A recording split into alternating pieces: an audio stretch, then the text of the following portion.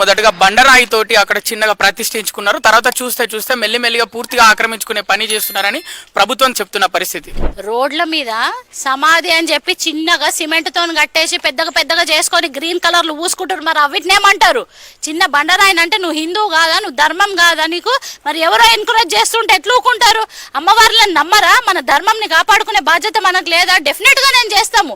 ప్రతి పుట్టల ప్రతి రాయిని మనం పూజించే దైవము మనది హిందూ సనాతన ధర్మం కాబట్టి ఆ రాయిల దైవత్వం ఉంది. 80 ఏళ్ల నుండి పిచ్చోళ్ళు కాదు వాళ్ళు ఉట్టి అమ్మవారికి పూజ చేసుకోవడం. అక్కడ శక్తి ఉంది, అక్కడ పవర్ ఉంది అనే కదా వాళ్ళు పూజలు చేసుకుంటున్నారు. నిన్న కాక మొన్న ఎంత మంచిగా బోనాలు జరిగినాయి అంటే ఉట్టిగా చేసుకోరు కదా, టైంపాస్కి చేసుకునేది కాదు. మన హిందూ సనాతన ధర్మమే మనం చెట్టుని పుట్టని రాయిని మొక్కుతాం కాబట్టి అక్కడ రాయిని పెట్టుకొని పూజ చేసుకుంటారు. మరి వేరే అన్ని కబ్జాలు చేసుకునేవి అవిట్లను చూడమని చెప్పండి, పాత బస్తీలకు పొమ్మని చెప్పండి, పంచలింగాల దేవాలయానికి ఉన్న ఎకరాల స్థలాన్ని మరి మాకు ఇచ్చేసేయమని చెప్పండి దేవాలయాన్ని తరపున వాళ్ళకి. సల్కం చెరువులో నడిపిస్తున్న ఫాతిమా కాలేజ్ స్టూడెంట్స్ అడ్డం పెట్టుకొని ఓవైసీ ఆటలు ఆడుతున్నాడు. మరి దాని మీద హైడ్రాని డిసిషన్ తీసుకోమని చెప్పండి, యాక్షన్ తీసుకోమనండి. అవి చేత కాదు. ఓన్లీ హిందువుల మీద హిందూ దేవాలయాల మీద అటాక్ చేస్తే హిందువులు నోరు మూసుకుంటారు అనుకుంటారా? ఇక్కడ ఎవరు నోరు మూసుకునేది లేదు.